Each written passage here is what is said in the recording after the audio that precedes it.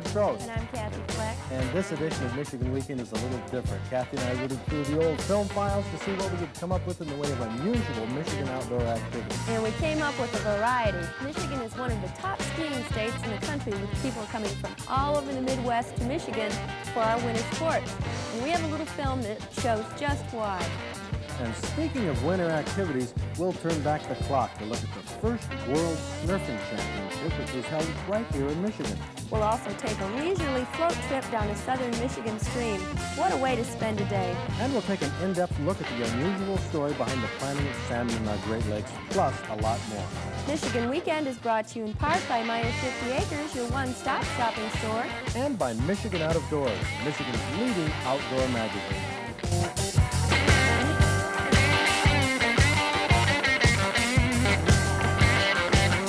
Well, hunting season is here, Kathy. Were you aware of that? Yeah, well, I know a lot of hunters are out cleaning their guns and exercising their dogs. Yeah, that's right. On September 10th in the Upper Peninsula, bear season opened. September 15th, statewide squirrel season opened, and also in zones 1 and 2, grouse and woodcock season opened. A lot of hunting coming up we'll be covering on Michigan Weekend. But if you need any hunting gear, hey, shop at Meyer Thrifty Acres. This week in the shoe department at Meyer, hunting boots are on sale. Men's Ponderosa lug sole leather boots, neoprene soles, cushioned insoles, arch supports, reinforced stitching.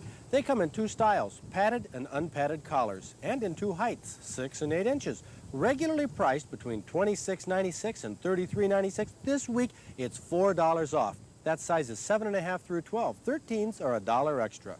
But what a price. Check out the hunting boots this week at Meyer. Some people say that salmon have become perhaps Michigan's most important natural resource. Well, salmon are not native to Michigan, and nearly all of them are raised in hatcheries, so in that sense, they're not natural to Michigan. But they are an important resource, and one that has a very unique background. 40 years ago, the Great Lakes were teeming with fish. Sport fishermen and commercial fishermen shared bountiful harvests until 2 things happened. Commercial fishing got so competitive that it began cleaning out the commercial fish populations. At the same time, a very sinister critter, the sea lamprey, migrated from the Atlantic Ocean through the St. Lawrence Seaway and into the Great Lakes. Michigan's trout streams turned out to be excellent breeding grounds for lampreys, and by the 1950s, these hideous creatures had attached themselves to every lake trout and steelhead trout they could find. Lampreys literally sucked the life juices from a famous, profitable, and productive fishery. Years and years of chemical treatments in lamprey breeding streams finally brought them under control. But then, a little fish called the alewife, which had also straggled into the Great Lakes from the Atlantic Ocean, had a population explosion. Alewives would normally have been kept under control by lake trout, but since the lake trout population was at an all-time low, the alewife population soared to an all-time high. So high that summer die-offs left Michigan's beaches covered with millions of dead fish. But then 2 fisheries biologists, Dr. Howard Tanner and Dr. Wayne Tody, came up with a unique plan.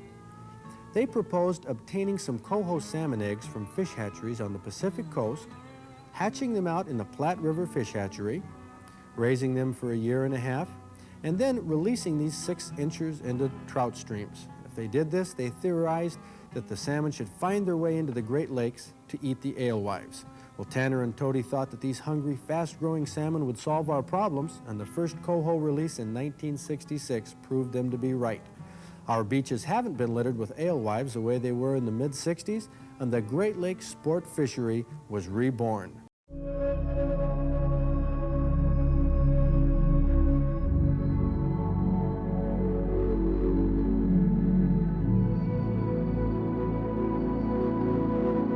It's important to remember that fish hatcheries have been the key to the rebirth of the Great Lakes fishery. Natural reproduction plays only a small part. Starting in August and on through the fall, the adult salmon begin their journeys up their home streams to spawn. But the DNR uses weirs on several major spawning streams to intercept the salmon so their eggs can be taken and hatched under ideal conditions. But in the streams, spawning continues into the winter.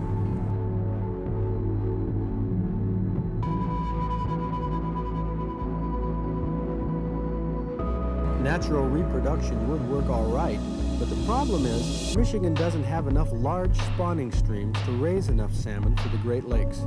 90% of our salmon have to be raised in hatcheries because our spawning streams can only provide about 10%. After the salmon spawn, they die. Their mission has been accomplished. But the eggs they leave behind in the gravel incubate for about 6 weeks before hatching. And the baby salmon stay down in the gravel for a few more weeks until they absorb their yolk sacs.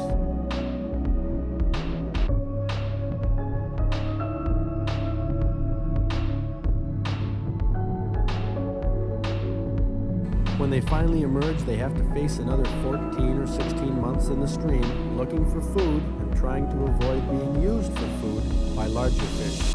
Very few survive. The salmon in the hatcheries don't face these risks. Most of them survive a year and a half, growing to about 6 inches in length. In April, millions of these salmon are released in selected rivers and streams all over Michigan. The streams they're released in are the streams they'll come back to when they mature after a year and a half in the Great Lakes. A few of these little male salmon will mature during the summer.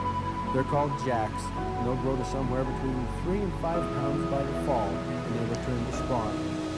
Most of the salmon will spend 2 summers in the lakes before maturing. The normal mature coho will weigh somewhere between 10 and 15 pounds, while a 3-year-old Chinook or king salmon will average closer to 25 or 30. And believe me, catching a 30-pound salmon is an experience you won't soon forget.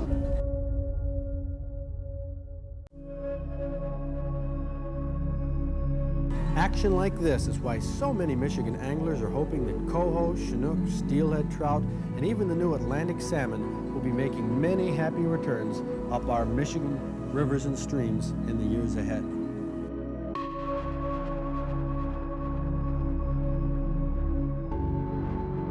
We'll be right back with more Michigan Weekend, a fantastic recipe for salmon and some winter sports after these messages. Well, a lot of different recipes have been used to cook Michigan salmon, but out of all of them, there's probably one that stands out as being the all-time favorite, right, Kathy? Absolutely. This recipe makes salmon taste almost like lobster. Almost. Almost, but not quite, and it's called the Swedish fish boil. This recipe requires very little equipment, very few ingredients, and very little time, but it turns any fish, especially the oilier salmons, into a white, tender, flaky dish that would make a gourmet grin from ear to ear.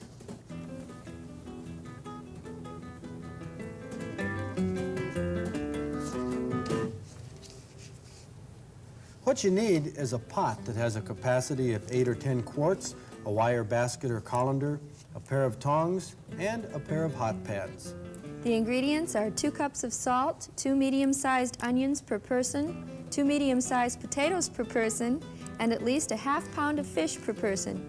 Then, Fred, what do you do? Well, the first step is to bring about 8 quarts of water to a boil, and you add the first cup of salt. Now, when the water resumes boiling, make sure it's boiling, add the potatoes.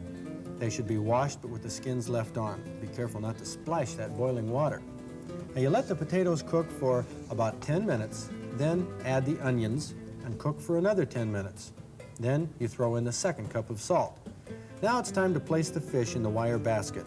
We're using some late-season Chinook salmon here that's been frozen since last season. But one benefit of this recipe is that frozen salmon taste as good as fresh.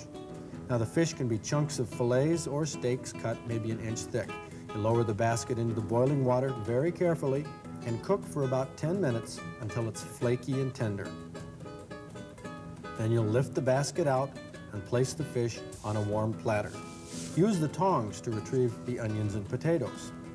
Because the salty water extracts the oils and fluids from the fish, this saltwater broth will leave a lingering odor if you pour it down your kitchen sink. So after the water cools, dump it outside. To eliminate the fishy odor from the pot, use a lemon-based soap or bicarbonate of soda. But your guests, hey, I guarantee you, they won't even notice this little cleanup operation because they'll be too busy savoring this succulent meal. Melted butter and lemon for the fish, along with coleslaw or a tossed salad. A side dish of sweet corn and homemade bread will make a meal that your guests will long remember. It's amazing how good this is. The boiling takes the oils out and leaves that tender white meat that when you dip it in butter actually will remind you of lobster. A great recipe, the old Scandinavian fish boil. A favorite recipe from Michigan's Upper Peninsula and something you might like to try.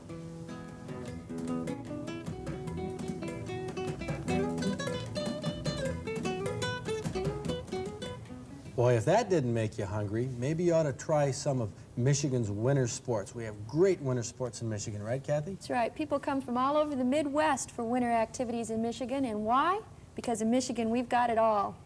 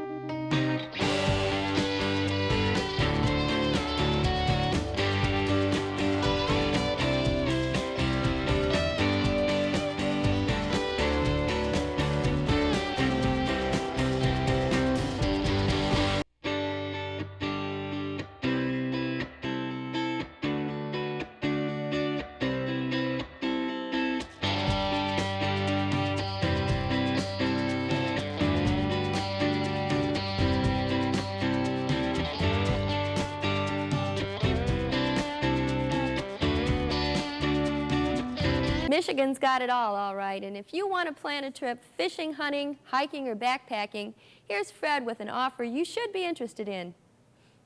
There are over 80 nautical charts of various parts of the Great Lakes, over 700 topographical maps of different areas of Michigan, some 2,500 maps of inland lakes.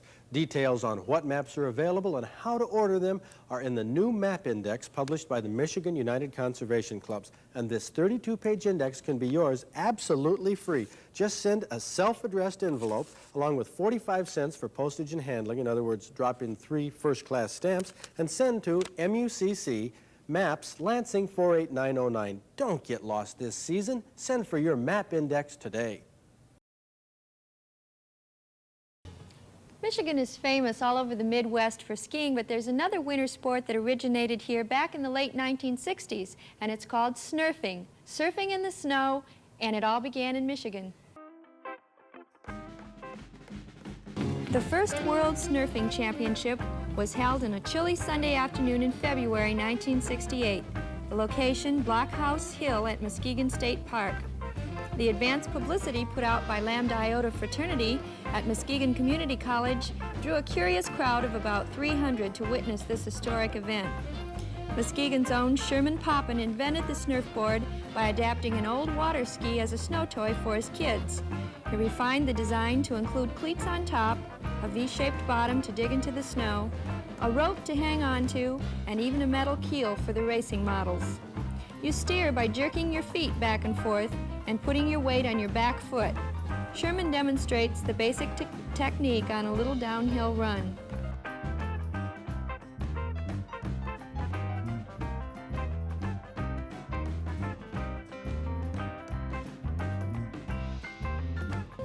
About 25 men and 10 women from Muskegon Community College signed up for this first annual competition.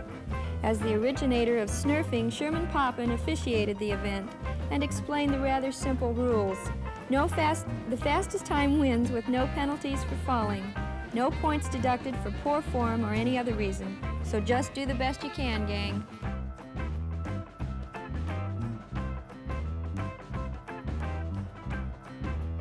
Finally, the first run of the men's downhill race was taken by Ted Slater, who miraculously negotiated the 100-yard course without falling. His time was 18.7 seconds, which turned out to be the 1968 world record.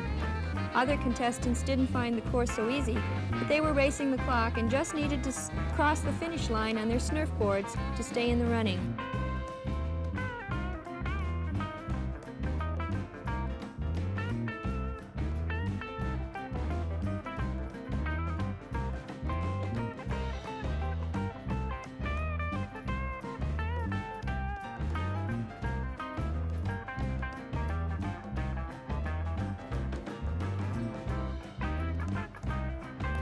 After the last man crossed the finish line in the men's downhill competition, we moved to another slope to watch the women's downhill event. It seemed that most of the women got off to a rather slow start, indicating that as a group they hadn't conscientiously trained for weeks and weeks like the men had. But for the women, 4 of the women eventually crossed the finish line while the other 6 gracefully bowed out early.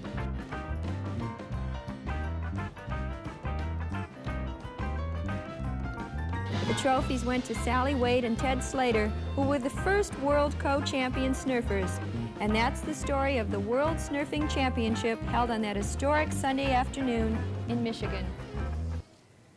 Well, snurfing might not be everybody's cup of tea, and if you'd like a sport that's a little slower, a little warmer, how about a float trip down a southern Michigan stream? Now, all you need is an old inner tube and a relaxed attitude. We'll be right back with more outdoor activities in Michigan, but now let's pause for a message from Meyer Thrifty Acres. For you fishermen, Meyer has chest waders on sale this week. $3 off with a coupon on any waders in stock. Rubber, nylon, all the way up to the Uniroyal Red Balls. And if you enjoy smoked fish, check out the Lure Jensen electric smokers on sale this week. For only $26.97, you can smoke your own foods this fall, complete with an instruction book and a bag of hickory chips. Extra chips are only $1.24 a bag. Why pay more for sporting goods when you can shop at Meyer Thrifty Acres? Fred, we've gone through a number of unusual Michigan activities on this show. Well, we sure have, but I tell you, I have one more. I have a fish story that I just got to tell. But before we get into that, I have an interesting activity if you like to jog. Okay, now what might that be? Jogging up the Sleeping Bear Dunes. Jogging up the dune? Oh, I don't think anybody can do that. Just watch.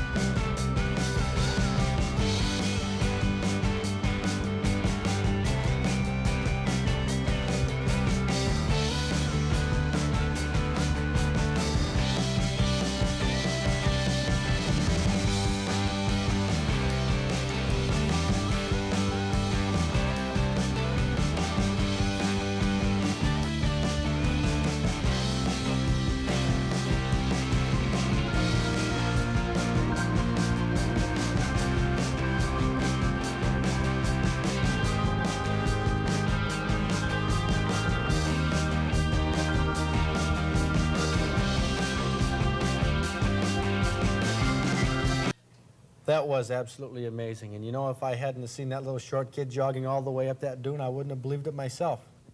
If if I didn't see it on film. Which brings me around to the fish story. Okay, let's hear it. No, now this is true. This is true. I was fishing in northern Michigan, just happened to have my camera along on the trip, and I saw this fisherman. Honest. Sure. Saw this fisherman. He was pulling and tugging against what appeared to be just a giant, massive coho.